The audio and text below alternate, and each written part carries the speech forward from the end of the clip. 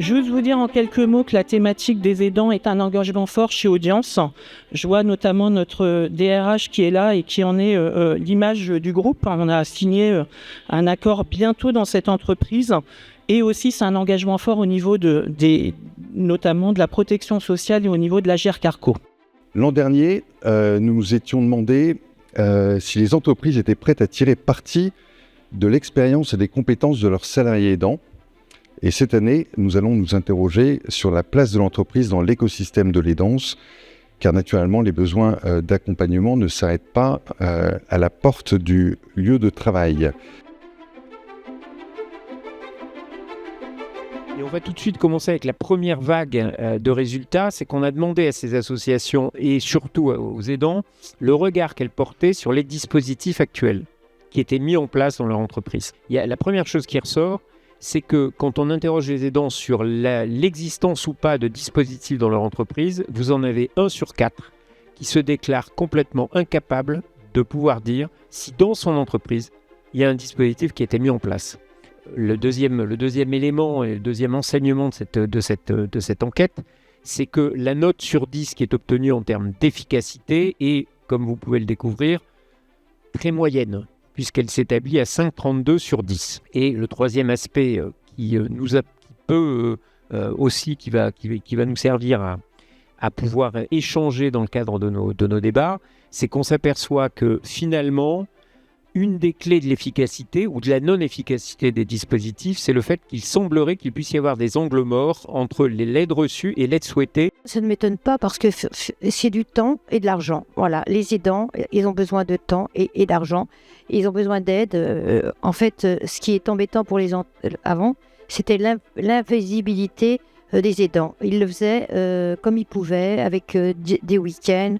Maintenant, c'est grâce à l'aménagement et à l'accord quand même vie professionnelle, vie privée, il y a eu un grand pas en avant. Mais dans les entreprises, c'est pas très répandu. On s'adresse finalement aux assistantes sociales ou aux DRH, on ne sait même pas qu'un accord existe. On a demandé à nos aidants de nous dire sur qui devait reposer l'accompagnement et le soutien, l'accueil et l'orientation, l'information sur le rôle et les droits des aidants, la formation au bon geste et la reconnaissance des compétences acquises. Vous noterez que l'employeur, à l'exception notable, mais à mon avis assez évidente, de la reconnaissance des compétences acquises, se situe généralement derrière l'État et les collectivités territoriales. Les entreprises ne pourront jamais assumer la totalité des fonctions qui sont attendues. Par contre, faire en intelligence, même si le terme se galvaude à force d'être utilisé, en bonne intelligence, avec l'ensemble des acteurs, en se disant finalement chacun son métier, moi, en tant qu'entreprise, qu'est-ce que je peux modestement essayer d'apporter ? Je peux apporter un collectif de travail qui soutient. Ça, c'est quand même très important. Vous le disiez, c'est très vrai. Il y a beaucoup en fait de salariés qui, de façon très solidaire, de toute façon, avant même que l'employeur mette en place une mesure pour aménager le temps de travail, dans des collectifs solidaires qui s'organisent, qui vont aménager, changer de jour, etc. Et c'est souvent attendu de la part de leurs collègues et c'est très apprécié. Je crois qu'il doit y avoir quand même cette capacité à servir de lieu où on peut, si vous voulez, aider un salarié à s'orienter et à se repérer parfois dans des dispositifs qu'il ne maîtrise pas ou dans des structures en fait qu'il ignore. Et je crois qu'un employeur responsable, comme beaucoup le sont, comme la majorité le sont, c'est aussi se servir de qui on est et de ce qu'on représente sur un territoire.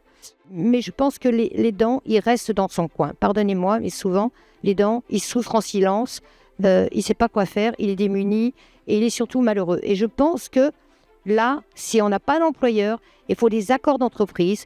Il faut aussi que les employeurs ils aient la main politique sur on se met autour de la table, on discute, combien on met, comment on fait. Aujourd'hui, être aidant dans une entreprise, on voit qu'ils en parlent aux managers. Les aidants nous remontent qu'ils parlent à leurs managers de manière informelle.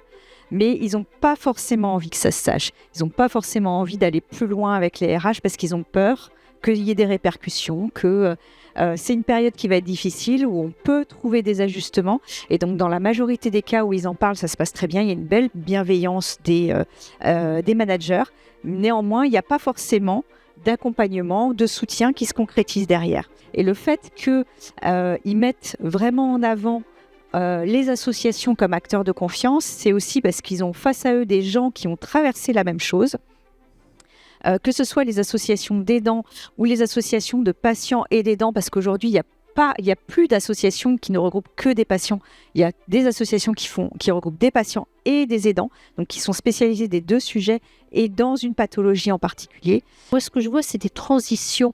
Et donc, du coup, je reste dans la même entreprise et puis je change de poste. Ça peut être hyper intéressant parce que d'abord, par rapport au passé qui était dramatique, ça peut être hyper intéressant aussi j'ai un autre lieu où je vais pouvoir être nouveau. Je suis reconstruit à partir d'autre chose et je peux être utile et encore utile. Et puis sinon, juste 2 minutes, mais moi j'en ai marre de parler d'argent.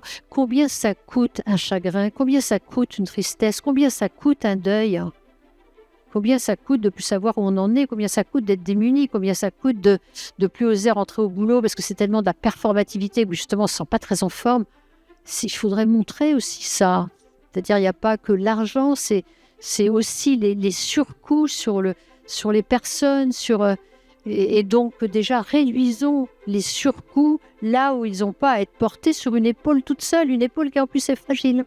Mesdames, messieurs, cher Édouard, je voudrais tout d'abord vous remercier pour cette invitation et je suis très honorée d'être la première ministre du Travail à remettre ce prix.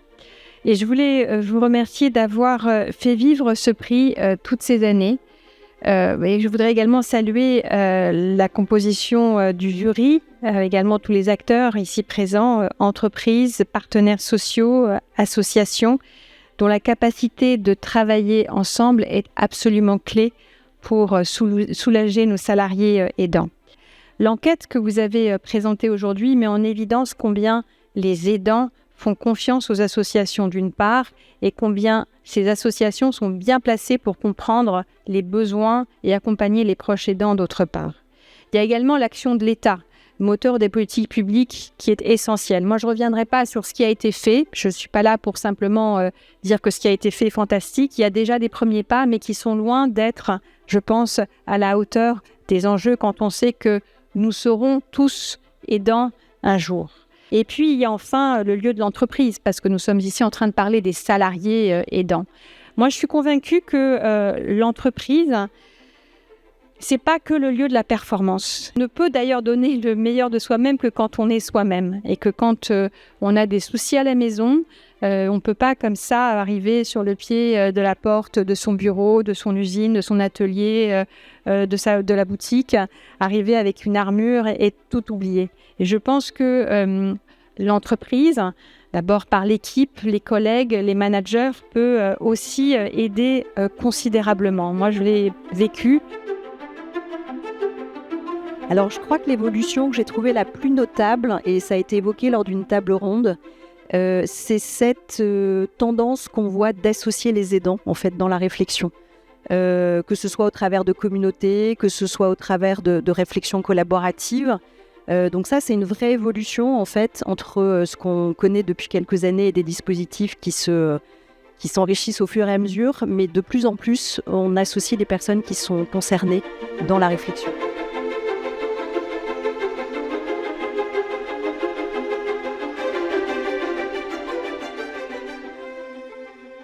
Ce qui est très important pour nous à France Travail, c'est que ce dont on parle, c'est évidemment important qu'on prenne soin de ceux qui prennent soin à France Travail et donc qu'on soit attentif aussi à nos collaborateurs pour qu'eux-mêmes puissent ensuite être bien avec les demandeurs d'emploi. Mais on a un défi et une responsabilité, je pense, de France Travail à vos côtés et auprès de vous, c'est de faire en sorte qu'on prenne mieux en compte la situation des aidants pour l'accompagnement de ceux qui ont perdu leur emploi ou qui ont dû mettre parfois leur carrière professionnelle en pause pour ces raisons-là.